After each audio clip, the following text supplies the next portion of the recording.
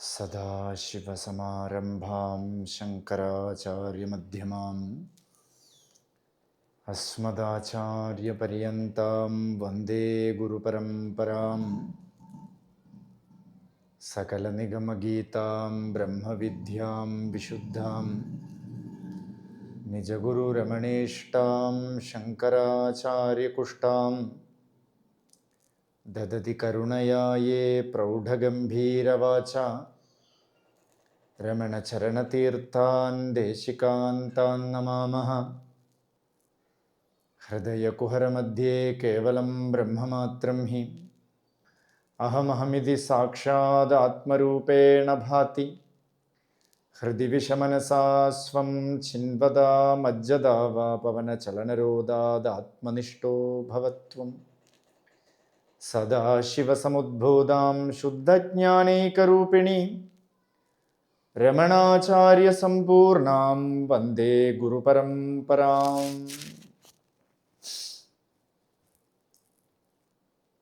ഇപ്പോൾ രണ്ടാമത്തെ വിഷയമായ ഗുരുഭക്തി തരംഗിണി, അതിലാണ് നമ്മൾ പ്രവേശിച്ചിരിക്കുന്നത്. രമണചരണ തീർത്ഥസ്വാമികളുടെ അത്യദ്ഭുതമായ ഒരു കൃതിയാണ് ഗുരുഭക്തി തരംഗിണി എന്ന് പറയണത്. ആ തലക്കെട്ട് കണ്ടാൽ തന്നെ നമുക്കറിയാം, വിഷയം ഗുരുഭക്തിയാണ്.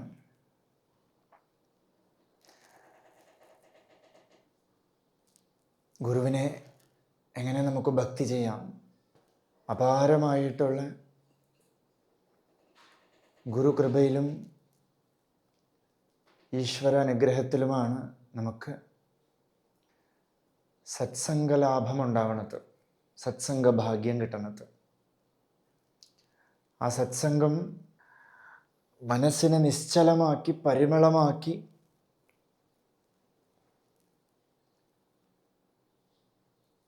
ശാന്തമാക്കും. സത്സംഗത്വേ നിസ്സംഗത്വം, നിസ്സംഗത്വേ നിർമോഹത്വം, നിർമോഹത്വേ നിശ്ചലതത്വം, നിശ്ചലതത്വേ ജീവൻ മുക്തി. സത്സംഗം ഒരു ജീവനെ നിസ്സംഗമാക്കി മാറ്റണു, ഡിറ്റാച്ച്ഡ് ആക്കി മാറ്റണു. എന്തിൽ നിന്ന് ഡിറ്റാച്ച്ഡ് ആക്കണു എന്ന് പറഞ്ഞാൽ പുറമേ ഉള്ള വസ്തുക്കളിൽ നിന്നും ഡിറ്റാച്ച്ഡ് ആക്കണം. നിസ്സംഗത്വേ നിർമോഹത്വം. ആ ഡിറ്റാച്ച്മെന്റ് എന്ത് ചെയ്യണു? നമ്മുടെ ഉള്ളിലെ മോഹത്തിനെ ഇല്ലാതാക്കണു. ഈ മോഹം എന്ന് പറയുന്നത് വലിയൊരു വ്യാധിയാണ്. ആ വ്യാധിക്കുള്ള പരിഹാരമാണ് നമ്മൾ വെളിയിലെ ലോകത്തിലെ മുഴുവൻ അന്വേഷിച്ച് നടക്കുന്നത്. കണ്ണുകൊണ്ട് എന്തെങ്കിലും കണ്ട് ആ മോഹം, ആ വ്യാധിയെ ഇല്ലാതാക്കാൻ പറ്റുമോ എന്ന് നോക്കണം. കാതുകൊണ്ട് എന്തെങ്കിലുമൊക്കെ കേട്ടിട്ട് ആ വ്യാധിയെ ഇല്ലാതാക്കാൻ പറ്റുമോ എന്ന് നോക്കണം. മൂക്കുകൊണ്ട് മണത്തിട്ട്, നാക്കുകൊണ്ട് രുചിച്ചിട്ട്, ത്വക്കുകൊണ്ട് സ്പർശിച്ചിട്ട് എങ്ങനെയെങ്കിലും ഈ വ്യാധിക്കൊരു പരിഹാരം വന്ന് മനസ്സിൻ്റെ നിശ്ചല അവസ്ഥ ഉണ്ടാവണം, ശാന്തി ഉണ്ടാവണം എന്ന് വിചാരിച്ച് നമ്മൾ പരിഹാരങ്ങൾ ചെയ്തുകൊണ്ടേയിരിക്കണം. പക്ഷെ വാസ്തവത്തിൽ നമ്മളെ പരിഹാരമൊന്നും ഫലവത്താവണില്ല. നമ്മുടെ റെമഡി ഒന്നും ഫലിക്കണില്ല, മരുന്നൊന്നും ഫലിക്കണില്ല. എന്താ വ്യാധി എന്ന് പറഞ്ഞാൽ മനസ്സിൻ്റെ ഓട്ടം, ചലനം, അത് തന്നെയാണ് വ്യാധി. വിക്ഷേപം, സങ്കല്പ വികല്പങ്ങൾ, ഇതൊക്കെ വ്യാധിയാണ്. ഈ വ്യാധിക്ക് മരുന്ന് വെളിയിൽ തേടിക്കൊണ്ടിരിക്കണു. ആദ്യം നമ്മൾ ചെയ്യണ പരിഹാരം എന്ന് വെച്ചാൽ ഒറ്റമൂലിയൊക്കെ എവിടെന്നെങ്കിലൊക്കെ കേട്ടുവച്ചിട്ട് പരിഹാരം കണ്ടെത്തും. അവസാനം കയ്യിൽ നിൽക്കില്ല എന്ന് കാണുമ്പോൾ സ്പെഷ്യൽ ആയിട്ടുള്ളൊരു ഡോക്ടറിൻ്റെ അടുത്ത് പോകും. ഡോക്ടറും കൈവിട്ടു, ഈ വ്യാധിക്ക് മരുന്നില്ല. സാധുവം സ്വാമിയുടെ അത്യദ്ഭുതമായ ഒരു കൃതി. ആ കൃതിയിൽ ഗുരുവിനോടുള്ള ഒരു ആപ്ലിക്കേഷൻ, ഗുരുവിൻ്റെ അടുത്തുള്ളൊരു വിണ്ണപ്പം, തമിഴിൽ വിണ്ണപ്പം എന്ന് പറയും, ഒരു ആപ്ലിക്കേഷൻ. എന്താണെന്ന് വെച്ചാൽ ഒരു പാട്ടിലൂടെയാണ് ആപ്ലിക്കേഷൻ കൊടുക്കുന്നത്. ആദ്യം തന്നെക്കുറിച്ച് പറയാണ്, തൻ്റെ വ്യാധിയെ പറയാണ്. கருத்து அழிய உனை எண்ணி காய்கின்ற தவளாக்கை மருத்துவர் வந்து இவர் நோய்க்கு ஓர் மருந்திலை என மீண்டார். திருத்தனின் அருள் மருந்தை தேவை இன்று ரமணேஷா வருத்தமென்ன என் உடனை வா என்று கூவாயோ. കരുത്ത് അഴിയ, കരുത്ത് എന്ന് പറഞ്ഞാൽ ഈ മനസ്സിൻ്റെ തോട്ട്സ്, ചിത്തവൃത്തികൾ, ഈ മനസ്സിൻ്റെ എണ്ണം, അതൊരു കെട്ടാണ്. അഴിയ, ഇത് അഴിക്കാൻ നമ്മൾ ശ്രമിക്കണം. എങ്ങനെ? സ്വയമേവ തൻ്റെ പരിശ്രമത്തിൽ ഇതിനെ അഴിക്കാൻ നോക്കുമ്പോൾ ഇത് വളരെയധികം ശക്തിയായിട്ട് മുടിച്ചു വരണം. മുടിച്ചെന്ന് പറഞ്ഞാൽ ഈ കെട്ട് വരണം. ഉനൈ എണ്ണി കായ്കിன்ற, ഏതോ ഒരു ശാന്തിയെ വിചാരിച്ചുകൊണ്ട്, ഏതോ ഒരു പരമാർത്ഥ ലാഭത്തെ വിചാരിച്ചുകൊണ്ട് എന്തൊക്കെയോ ചെയ്തു നോക്കണം, അതിനെ ചിന്തിച്ചുകൊണ്ടിരിക്കണം. പക്ഷേ വാസ്തവത്തിൽ നമ്മൾ ഇതെല്ലാം വേണം, ഒന്നും ചെയ്യാൻ വയ്യ. തവളാക്കൈ, ഇവിടെ തവളാക്കൈ എന്ന് പറഞ്ഞു, തവളയുടെ ശരീരം പോലെയാണെന്ന് പറഞ്ഞു. എന്താന്ന് വെച്ചാൽ തവളയുടെ ശരീരം ഒരു ഫുഡിന് പോലും നാക്കിനെ പറഞ്ഞു വിടുമെന്നല്ലാതെ അങ്ങോട്ട് ഇറങ്ങിപ്പോയി ഫുഡ് കഴിക്കില്ല അല്ലേ? നോക്കൂ, ഈച്ച എവിടെയെങ്കിലും ഇരിക്കുമ്പോൾ ഈ നാക്ക് അങ്ങോട്ട് പോയി പിടിച്ചോണ്ട് വരും. അത് തവളാക്കൈ. പിന്നെ എന്താ, ഒരേ ഒരു ശബ്ദം വന്നു, പാക്കുറവും പാക്കുറവും പാക്കുറവും പറഞ്ഞുകൊണ്ടിരിക്കും. എന്ന് വെച്ചാൽ സത്സംഗത്തിന് പോകാമോ? പാക്കുറവും. ഏതെങ്കിലും ഭക്തി ചെയ്യണ അമ്പലത്തിൽ പോകാമോ? ഏതെങ്കിലും അമ്പലത്തിൽ പോകാമോ? പാക്കുറവും. ഒരു സദ്ഗുരു വന്നിട്ടുണ്ട്, അവിടെ പ്രഭാഷണം ഉണ്ട്, കേൾക്കാൻ പോവാമോ? പാക്കുറവും. എല്ലാത്തിനും പാക്കുറവും പാക്കുറവും. പാക്കുവോ? ഇല്ല. നോക്കുവോ? ഇല്ല. അല്ലേ? എല്ലാത്തിനും ഒരു മറുപടി വച്ചിരിക്കും, പക്ഷേ അനങ്ങില്ല. അതുകൊണ്ടാണ് തവളാക്കൈ. എന്നാൽ ഈ രോഗം ഭേദമാവുകയും ചെയ്യണം. എന്താണെന്ന് വെച്ചാൽ പരമമായ ശാന്തിയും വേണം. അതിനുവേണ്ടി വെളിയിൽ ആരൊക്കെയോ പോയി സമീപിച്ചു നോക്കി. മരുത്തുവർ വന്ന് ഇവർ നോയ്ക്ക് ഓർ മരുന്നിലൈ എനൈ മീണ്ടാൻ. ആ മരുത്തുവർ, മരുത്തുവർ എന്ന് പറഞ്ഞാൽ ഡോക്ടേഴ്സ്, സ്പെഷ്യലിസ്റ്റ് ഒക്കെ വന്നു. ഇവരുടെ വ്യാധിക്ക് വല്ല മരുന്നുണ്ടോ നോക്കി. മൊത്തം പരിശോധിച്ച് നോക്കിയപ്പോൾ ഇതൊരു മാറാവ്യാധിയാണ്. എന്തൊക്കെ മരുന്ന് കൊടുത്താലും, അലോപ്പതി മെഡിസിൻ അല്ലേ, എന്തൊക്കെ കഴിച്ചാലും അപ്പൊ കുറച്ച് ശാന്തി ഉണ്ടെങ്കിലും വേറൊരു രോഗം വരും. ദുഃഖൌഷധം തദപി ദുഃഖം അല്ലേ? എന്തിനോ വേണ്ടി കഴിച്ചു, വേറെന്തോ മുളച്ചു അല്ലേ? വഴുതലൈ വിത്തിട പാഹൽ മുളയ്ത്തത് എന്ന് പറയുന്നത് പോലെ, വഴുതലങ്ങയ്ക്ക് വേണ്ടിയിട്ട് വിത്തിട്ടു, പാവയ്ക്ക് മുളച്ചു. ഇതാണ് കർമ്മം. അവർ പറഞ്ഞു, ഇത് എത്രത്തോളം നമ്മൾ ലോകവിഷയങ്ങളാകുന്ന മരുന്ന് കൊടുത്താലും ഈ വ്യാധി ശമിക്കുകയില്ല. കാരണം നെയ്യ് കൊണ്ട് തീ അണയ്ക്കണത് പോലെയാണ്. നെയ്യ് ഒഴിച്ച് തീ അണയ്ക്കാനേ പറ്റില്ല അല്ലേ? തീക്ക് ശക്തി കൂടിക്കൊണ്ടേയിരിക്കും. അതുകൊണ്ട് ഈ മനസ്സിൻ്റെ രോഗത്തിന് വെളിയിൽ നിന്ന് ഒരു എക്സ്റ്റേണൽ ആയിട്ട് ഒരു റെമഡി ഇല്ല. കാരണം ഇത് പടർന്നുകൊണ്ടേയിരിക്കും, പടർന്ന് കത്തും. അതുകൊണ്ട് എല്ലാവരും തിരിച്ചു പോയി അത്രേ. നോയ്ക്ക് ഓർ മരുന്നിലൈ എനൈ മീണ്ടാർ. മീണ്ടാർ എന്ന് പറഞ്ഞാൽ തിരിച്ചു പോയി. ഒന്നും പറ്റില്ല, ആളെ വിടപ്പാന്ന് പറഞ്ഞിട്ട് പോയി അത്രേ. ഇനി വേറെ രക്ഷയില്ല, ഇനി ഒരു കൃപ വരാതെ രക്ഷയില്ല. അതുകൊണ്ട് ആ ജീവൻ ഒരു സദ്ഗുരുവിനെ ആശ്രയിക്കുകയാണ്. തിരുത്ത നിൻ അരുൾ മരുന്തൈ തേവൈ ഇன்று.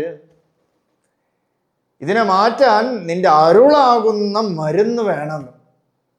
എന്നുവെച്ചാൽ നിന്റെ അനുഗ്രഹം വേണം, ഒരു ഗുരുവിൻ്റെ കടാക്ഷം വേണം, ഒരു ഗുരുവിൻ്റെ കൃപ വേണം, ഗ്രേസ് വേണം, കൃപാസാക്ഷാത്കാരം വേണം. വേറെ വഴിയില്ല. ഈ മനസ്സിനെ നമുക്ക് നിശ്ചലമാക്കാൻ ലോകത്തൊരിടത്തും ഒരു മെഡിസിൻ ഇല്ല. എന്തൊക്കെ ചെയ്താലും മനസ്സ് ഡിസ്ട്രാക്റ്റഡ് ആയിക്കൊണ്ടിരിക്കും, സ്കാറ്റേർഡ് ആയിക്കൊണ്ടിരിക്കും. അതിൻ്റെ ഫലമായിട്ട് ഷാറ്റേർഡ് ആവും, നമ്മൾ ദുഃഖിക്കും. അതുകൊണ്ട് നീ തന്നെ നിന്റെ അരുളാകുന്ന മരുന്ന് എനിക്ക് തരൂ. എപ്പോഴാ? ഇன்று. പലർക്കും പ്രോബ്ലം ഉണ്ട്, എന്നാലും ആ പ്രോബ്ലം ഒക്കെ സ്വയമേവ പരിഹരിച്ച് വീട് വയ്ക്കണം, കാറ് വാങ്ങണം, ഫ്ലാറ്റ് കെട്ടണം, അല്ലേ? പല ചിന്ത സ്വയപരിഹാരം ഒക്കെ ചെയ്തിട്ട് ഒരു 60 വയസ്സിന് ശേഷം അധ്യാത്മത്തിൽ ഇറങ്ങണം. ഇതൊക്കെ നല്ലത് തന്നെ, അവർ ഉപദേശിക്കുകയും ചെയ്യും, അല്ലേ? അതേസമയത്ത് ഒരു അധ്യാത്മത്തിൽ ഇരിക്കുന്ന ഒരു കുട്ടിയെ കൂടെയും അവർ പോയി ഉപദേശിക്കും, ഇങ്ങനെ നടന്നോളൂ, ഒരു പ്രായം കഴിഞ്ഞിട്ടൊക്കെ മതി.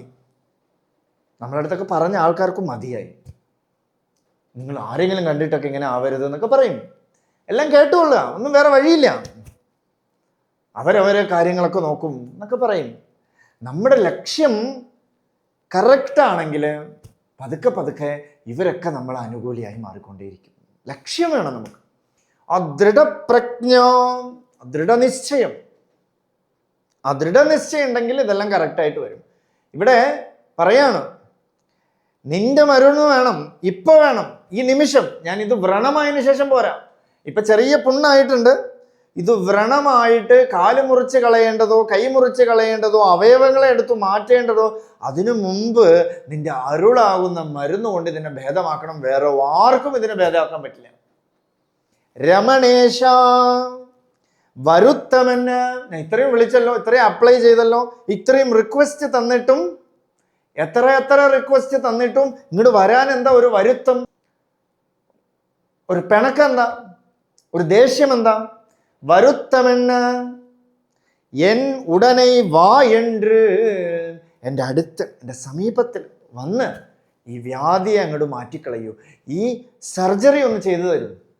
ഇത് വ്രണമാവണതിന് മുമ്പേ ഈ സർജറി ഒന്ന് ചെയ്തു തരൂ. കീ ഹോൾ സർജറി എന്ന് വെച്ചാൽ ഒരു കീ അതിനകത്ത് ഇട്ടിട്ട് ചെയ്യണത് പോലെ. കീ ഹോൾ സർജറി എന്ന് പറഞ്ഞാൽ എന്താന്ന് വെച്ചാൽ, നമ്മൾ അധ്യാത്മമായിട്ട് നോക്കിയാൽ ഏതോ ഒരു കീ നമുക്കൊക്കെ ഉണ്ട്. നമ്മുടെ ഈ ശാന്തി പൂട്ടി വെച്ചിരിക്കുന്ന ഇടം തുറക്കാനുള്ള കീ, ഏതോ ഒരു കീ ഇട്ടൊന്ന് തുറന്ന ആ ശാന്തി നമുക്ക് വരും, അല്ലേ? ആ കീ ആണ് ഗുരു. അത് എങ്ങനെ വേണോ വരാൻ.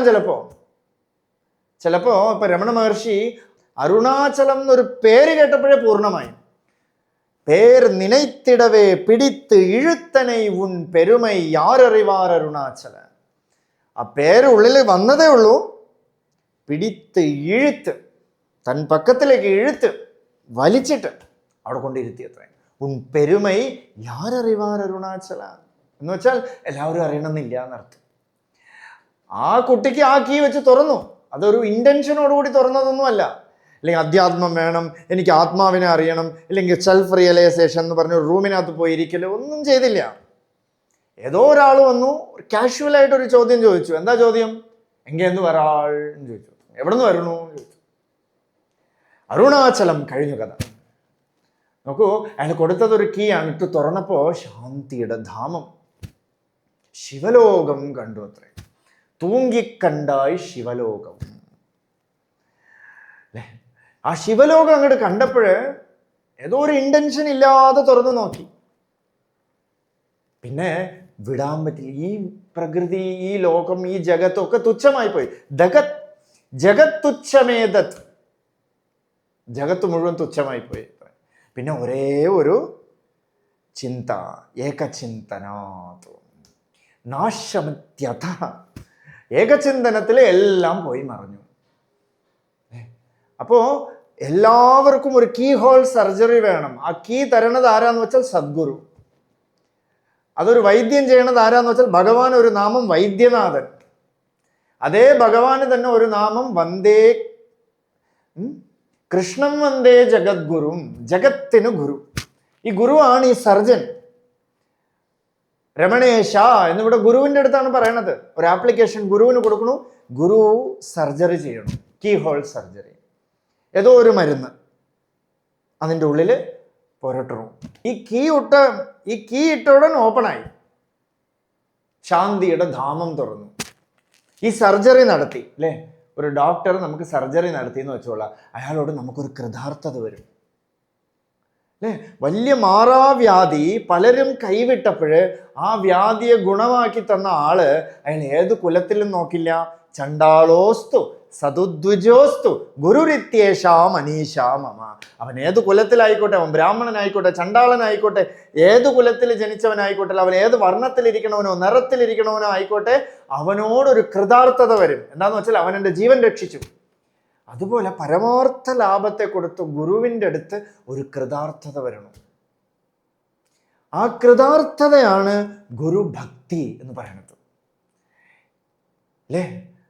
നമ്മള് മുങ്ങി പൊയ്ക്കൊണ്ടിരുന്നപ്പോൾ ഒരാൾ നമ്മളെ പിടിച്ച് കരകയറ്റി, ഇല്ലെങ്കിൽ ജയിലിനകത്ത് ഒരു ബന്ധനത്തിനകത്ത് ഇരുന്ന നമ്മളെ ഒരു പഴുതുമില്ലായിരുന്നു. ആ പഴുതിനെയൊക്കെ അടച്ചിട്ട് ഒരു പഴുത് കൊണ്ട് നമ്മളെ പുറത്തിറക്കിയ ഒരു അഡ്വക്കേറ്റിനോട് നമുക്കൊരു കൃതാർത്ഥത വരണമില്ലേ? ഒരു ഭക്തി വരണമില്ലേ? ആ കൃതാർത്ഥത നമുക്ക് എത്ര പറഞ്ഞറിയിക്കാൻ പറ്റും? അതുപോലെ ഈ ബന്ധനമാകുന്ന സംസാരത്തിൽ നിന്നും നമ്മളെ കരകയറ്റി ദിശന്തി സംസാര ഭ്രമണ പരിതാപോപശമനം, ആ സംസാര ഭ്രമണത്തിൽ നിന്നും നമ്മളെ ശമിപ്പിച്ച് ശാന്തമാക്കി വെക്കണം. ഗുരുവിൻ്റെ അടുത്ത് ഒരു കൃതാർത്ഥത വരണു, ഒരു ഭക്തി വരണു, ഒരു പ്രിയം വരണു. ആ കൃതാർത്ഥതയാണ് ഈ ഭക്തി തരംഗം. ഉള്ളിലൊരു വേവ്, തരംഗം എന്ന് പറഞ്ഞാൽ ഒരു വേവ്, ഒരു കറണ്ട് വേവ്. അത് ഒരു സുനാമി ഒന്നുമല്ല, അല്ലേ? ഇതൊരു വേവാണ്. അതെങ്ങനെ ഒരു താളം, ആ ഗുരുഭക്തിയുടെ താളം നമുക്ക് ഈ കൃതിയിൽ കാണാം. ആ കൃതി കണ്ടാൽ അറിയാം ആ ഗുരുഭക്തി എല്ലാ മഹാത്മാക്കളിലും കോമൺ ആയിട്ട് നമുക്ക് കാണാൻ പറ്റുന്നത് ഒന്ന് ഗുരുഭക്തി.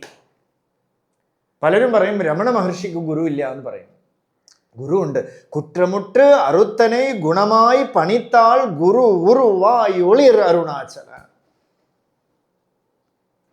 ഗുരു ഉരുവായി ഒളിർ അരുണാചല. പക്ഷേ ആ പക്വപ്പെട്ട ജീവന് ആ ഒരു പർവ്വതം കണ്ടപ്പോഴേ, ആ അരുണാചലം കണ്ടപ്പോഴേ പൂർണ്ണമായി. പക്ഷെ നമ്മൾ അത്ര പക്വമല്ല. അതുകൊണ്ട് നമ്മളെ ഉപദേശിക്കാൻ ഏതെങ്കിലും ഒരു മനുഷ്യന്റെ രൂപത്തിൽ വരും.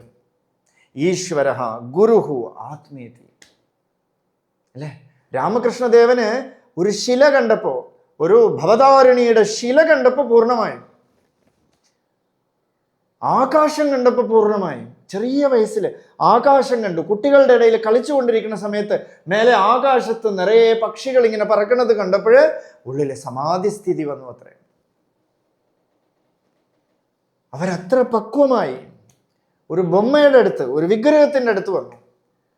പക്ഷേ എല്ലാവരിലും അതിനൊരു കൃതാർത്ഥത, ഒരു ഗ്രാറ്റിറ്റ്യൂഡ്. അരുണാചല ശിവ, അരുണാചല ശിവ. എന്താന്ന് വെച്ചാൽ അത് ഗുരുഭക്തിയാണ്.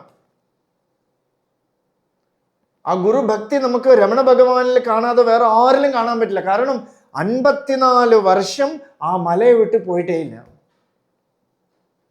ആ മലയുടെ കീഴില്, അല്ലേ, ആ ഗുരുവിന്റെ കീഴിൽ തന്നെ ഇരുന്നു. അത്രയും പലരും ഇപ്പൊ പറയണുണ്ട് രമണ മഹർഷിയെ കാണാൻ പറ്റിയില്ല എന്നൊക്കെ.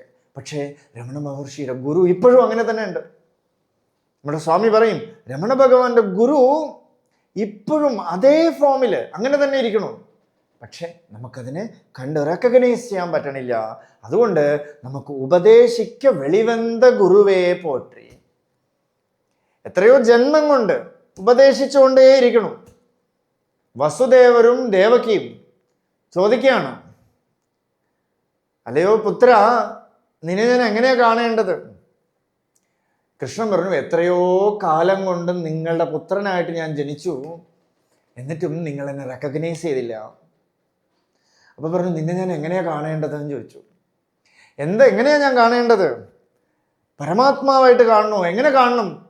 പറഞ്ഞു തരൂ കൃഷ്ണ എന്ന് പറഞ്ഞപ്പോൾ കൃഷ്ണൻ പറഞ്ഞു, സാധാരണ നിങ്ങൾക്ക് ഒന്നും പ്രയത്നമില്ലാതെ വരണത് എന്താന്ന് വെച്ചാൽ പുത്രഭാവം, അല്ലേ? ഒരമ്മയ്ക്ക് ക്ലാസ്സിനൊന്നും പോയിട്ടല്ല പുത്രനോട് സ്നേഹം വരണത്. ഒരച്ഛന് പുത്രനോട് കരുതലും സ്നേഹവും ഒക്കെ വരണത് ക്ലാസ്സിനൊന്നും പോയിട്ടല്ല, സത്സംഗം കേട്ടിട്ടല്ല. അത് താനെ വരണു, ഒരു തരംഗമായിട്ട് വരണു, അല്ലേ? ഒരു തരംഗം പോലെ അങ്ങോട്ട് വരണു. അതുകൊണ്ട് അതൊരു പരമലാഭം, അതൊരു വലിയൊരു ഗിഫ്റ്റ്. ആ ഗിഫ്റ്റിനെ തന്നെ നിങ്ങൾ മുറുകെ പിടിച്ചോളൂ. യുവാമാം പുത്രഭാവേന, ആ പുത്രഭാവത്തിൽ തന്നെ എന്നെ കണ്ടോളൂ. അതില് കുറച്ച് മരുന്നിട്ടോളൂ. ലേശം മരുന്നിട്ടോളൂ അല്ലേ. പാലിൽ ലേശം കോഫി പൗഡർ ഇടുന്നത് പോലെ അതിൽ ലേശം ചേർത്തോളൂ. എന്താന്ന് വെച്ചാൽ ബ്രഹ്മഭാവേന ചിന്തയന്തോ. ആ പുത്രഭാവം ഉണ്ടല്ലോ, അതിൽ ബ്രഹ്മഭാവം കൂടെ ആഡ് ചെയ്തോളാം. കുറച്ച് ആഡ് ചെയ്താൽ പോരാ. അസകൃത് ചിന്തയന്തോ, വീണ്ടും വീണ്ടും വീണ്ടും ചിന്തിച്ചോളൂ. പ്രതിബോധ വിദിതം മതം, വീണ്ടും വീണ്ടും വീണ്ടും ചിന്തിക്കുമ്പോൾ അത് പതുക്കെ ആ പുത്രഭാവം ബ്രഹ്മഭാവമായിട്ട് മാറും എന്ന് പറഞ്ഞിരിക്കുന്നു. അതുകൊണ്ട് അത് ഉപദേശമാണ്. വെളിയിൽ ഒരു പുത്രനായിട്ട് മാനിഫെസ്റ്റ് ആയാലും അത് ആർക്കുള്ള ഉപദേശമാണ്? നമുക്കൊക്കെ പുത്രപാശമുണ്ട്.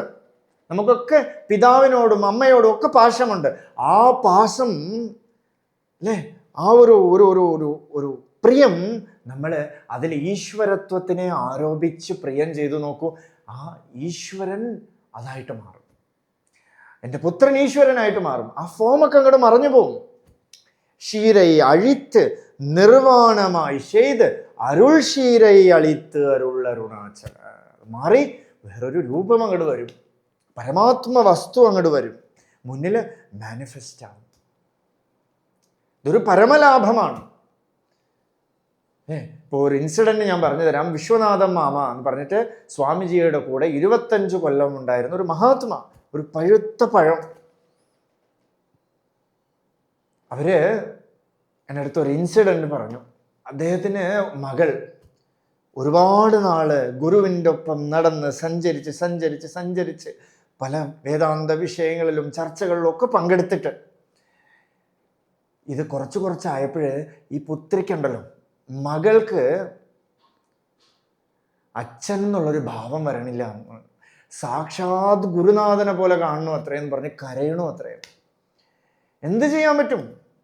അവർക്ക് പുത്രഭാവമൊന്നും പോയിട്ടില്ല, അല്ലെങ്കിൽ പുത്രീഭാവമൊന്നും പോയിട്ടില്ല. രമണ ഭഗവാനെ നമ്മൾ അങ്ങനെ തന്നെ കാണാം അല്ലേ. രമണ മഹർഷി അമ്മയെ അമ്മയായിട്ട് തന്നെ കണ്ടു, ഫ്രണ്ടായിട്ടുള്ള രംഗനെ ഫ്രണ്ടായിട്ട് തന്നെ കണ്ടു. അലമേലു സിസ്റ്റർ, അതിന് പോയിട്ട് ഞാനൊരു സ്വാമിയാണെന്നൊന്നും അല്ല പറഞ്ഞത്, അലമേലു തന്നെ വിളിച്ചു, സിസ്റ്ററായിട്ട് തന്നെ കണ്ടു. പക്ഷേ അവർക്കൊക്കെ തിരിച്ചങ്ങനെ കാണാൻ പറ്റണില്ല. എന്താന്ന് വെച്ചാൽ അത് പരമാർത്ഥ വസ്തു, അതൊരു ഏതോ ഒരു ബ്രഹ്മവസ്തു, അങ്ങനെ കണ്ടിട്ടിരിക്കണു. ആരും ഒരു മനുഷ്യനായിട്ടൊന്നും കണ്ടിട്ടില്ല. ഭഗവാൻ തന്നെ അഭിസംബോധന, ആ പരമ്പര മുഴുവൻ ഭഗവാനെ ഭഗവാനെ ഭഗവാനെ എന്ന് തന്നെ അഭിസംബോധന എന്നല്ലാതെ വേറെ ഒന്നും ചെയ്യാൻ പറ്റണില്ല അവരെ കൊണ്ട്. നോക്കൂ, ആ ഗുരുവിനോടുള്ള ഭക്തി അവരുടെ ഫിസിക്കൽ ഫോമിനോടാണെങ്കിൽ കൂടെയും അത് വലിയൊരു ഭക്തിയാണ്. അതിനെ നമ്മൾ ആത്മാവായിട്ട് കാണണമെന്നൊന്നും നിർബന്ധമൊന്നുമില്ല. അദ്വൈതത്തിൽ ഒരേ ഒരു നിബന്ധനയേ ഉള്ളൂ, ഗുരുവിനെ മാത്രം അദ്വൈതത്തിൽ കാണാൻ പാടില്ല. എന്ന് വെച്ചാൽ ഗുരുവിനെ നമുക്ക് ദ്വൈതം വേണം. ഒരു 99ാമത്തെ പടിയിൽ നമ്മൾ ഗുരുവിനെ കാണണം. 100ാമത്തെ പടി എന്താന്ന് വെച്ചാൽ ജ്ഞാനം. അവിടെ ഗുരുവും എല്ലാം ഉള്ളിൽ ഹൃദയത്തിൽ ആവിർഭവിച്ചു കഴിഞ്ഞു, ഹൃദയത്തിൽ പ്രകാശിച്ചു കഴിഞ്ഞു. ആ 99ാമത്തെ പടിയിൽ നിന്ന് നമ്മൾ ഗുരുഭക്തി ചെയ്യുമ്പോൾ ആ ഗുരുവിന്റെ ഫോമിനോട് ചെയ്താലും ഒന്നും പ്രശ്നമൊന്നുമില്ല. വീതരാഗചിത്തം വാ എന്ന് പതഞ്ജലി യോഗസൂത്രത്തിൽ ഒരു സൂത്രം. എന്താന്ന് വെച്ചാൽ എപ്പോഴാണോ വെളിയിൽ ലോകത്തിനോടുള്ള അറ്റാച്ച്മെന്റ് പോയിട്ടുള്ള ഒരു സദ്ഗുരുവിൻ്റെ അടുത്ത് നമ്മൾ വെളിയിൽ ഒരു ഫോമിനോട് നമ്മൾ കാണിച്ചാലും അത് ഗുരുഭക്തിയാണ്. എന്ന് വെച്ചാൽ അവർക്ക് ഇന്ദ്രിയങ്ങൾ പ്രവർത്തിക്കണില്ല, അവർ ലാഭയിച്ചയില്ല, അവർക്ക് പരമാർത്ഥമായിട്ടുള്ള വിഷയം മാത്രമാണ് അവരുടെ ചിന്ത. അവരുടെ മനസ്സെന്നുണ്ടെങ്കിൽ അത് ആത്മാവിലാണ് സ്റ്റിക്ക് ഓൺ ആയിരിക്കുന്നത്. അങ്ങനെയുള്ള ഗുരു ആരാണെന്ന് വെച്ചാൽ ആത്മേയതി. ഗുരു ആത്മാവ് തന്നെയാണ്. ആത്മാവിനെ പ്രകാശിപ്പിക്കുന്നത് ആരാ? ഗുരു തന്നെയാണ്. അത് പലർക്കും പല ജീവനും ഗുരു ആത്മാവ് തന്നെയാണ്. അതുകൊണ്ട് ഇവിടെ ആ കൃതിയിൽ ഗുരുഭക്തി തരംഗിണിയിൽ ഒരു തരംഗം വരണു, ഒരു അല വരണു. ആദ്യത്തെ അല എന്താന്ന് വെച്ചാൽ ഗുരുവരപ്രഭോ തവ കൃപാദൃശ ഭാതിഹൃത്സ്ഥലേ ബോധഭാനുമാൻ. അദ്ഭുതമായ കൃതിയുടെ ആരംഭം ഗുരുവരപ്രഭോ. അല്ലയോ പ്രഭോ, അങ്ങയുടെ കൃപ അത് തന്നെയാണ് എൻ്റെ വരം. അങ്ങയുടെ ഗ്രേസ്, അങ്ങയുടെ കൃപാ സാക്ഷാത്കാരം, ആ കൃപ തന്നെയാണ് എനിക്ക് പരമമായ ലാഭം. അവിടെ എന്താ പരമമായ ലാഭം എന്ന് പറഞ്ഞാൽ എൻ്റെ ഹൃദയസ്ഥാനത്തിൽ പ്രകാശിക്കണോ അങ്ങ്. അല്ലേ? വെളിയിലൊരു ഗുരു എന്ത് ചെയ്യണമെന്ന് വെച്ചാൽ ഉള്ളിലിരിക്കണ പരമാർത്ഥ വസ്തുവിനെ കാണിച്ചു തരണം, തൻ്റെ ഹൃദയസ്ഥാനത്തെ കാണിച്ചു തരണം. ഹൃസ്ഥലേ മനസ്വസ്ഥത. അല്ലേ? ഹൃദയ കുഹരമധ്യേ കേവലം ബ്രഹ്മമാത്രം ഹി അഹം അഹം ഇതി സാക്ഷാത് ആത്മരൂപേണ ഭാതി. ആ ഹൃദയസ്ഥാനത്തിലേക്ക് ഒന്ന് ചൂണ്ടിക്കാണിച്ചു തരുന്നു. ദിശന്തി. ഗുരുവിന് ദേശികൻ എന്ന് പേര്. ചൂണ്ടിക്കാണിക്കണോ, കാണിച്ചു തരണോ. ഹൃസ്ഥലേ ഭാതി. കാണിച്ചു തരണോടൊപ്പം ഗുരു will enter in our heart. നമ്മളെ ഹൃദയത്തിലേക്ക് ഗുരു പ്രവേശിക്കണം. ആ ഹൃദയത്തിലേക്കുള്ള ഭക്തി ഉണ്ടല്ലോ, അത് തന്നെയാണ് തരംഗം. ഉള്ളില് അലയടിക്കണം. കരുണാപൂർണ സുതാബ്ധേ കബളിത കന വിശ്വരൂപ കിരണാവല്യ അരുണാചല പരമാത്മൻ അരുണോഭവ. ആ ഗുരു നമ്മുടെ ഉള്ളിലേക്ക് നമ്മളെ സോളോ ചെയ്യും. അരുണാചലം എങ്ങനെ പിടിച്ചു വിഴുങ്ങിയോ, കബളിതം നമ്മളെ പിടിച്ചു വിഴുങ്ങിയിട്ട് നമ്മുടെ വികാരങ്ങളും നമ്മുടെ വിചാരങ്ങളും വികൽപ്പങ്ങളും സങ്കല്പങ്ങളും ഒക്കെ ഇല്ലാതാക്കി ഹൃദയത്തിൽ പ്രകാശിക്കണു. എങ്ങനെ പ്രകാശിക്കണു? ശുദ്ധ ബോധമായിട്ട്, അറിവേ സ്വരൂപമായിട്ട്. ഗുരു എന്ന വാക്കിന് അറിവെന്ന് തന്നെ അർത്ഥം, പ്രകാശം എന്നർത്ഥം. അന്ധകാരത്തെ ഇല്ലാതാക്കിയിട്ട് ഉള്ളില് ബോധപ്രകാശമായിട്ടിരിക്കണു ആ ഗുരു. തുടർന്ന് നമുക്ക് നാളെ ഇതിന് വിശദമായിട്ട് കാണാം. ഓരോ നൂലായിട്ട്, ഓരോ തരംഗമായിട്ട് നമുക്ക് നോക്കാം. ഓരോ അലകളാണ് ഓരോ ശ്ലോകം. ആ അലകളൊക്കെ ഇങ്ങനെ ഒഴുകണ ശബ്ദം ഉണ്ടല്ലോ, ആ ശബ്ദം നമുക്ക് ഹൃദയത്തിൽ ശാന്തിയെ തരണു, സമാധാനത്തെ തരണു, മനസ്സിനെ നിർമ്മലമാക്കണു. തുടർന്ന് നമുക്ക് നാളെ കാണാം. അരുണാചല ശിവ, അരുണാചല ശിവ, അരുണാചല ശിവ, അരുണാചല, അരുണാചല ശിവ, അരുണാചല ശിവ, അരുണാചല ശിവ, അരുണാചല.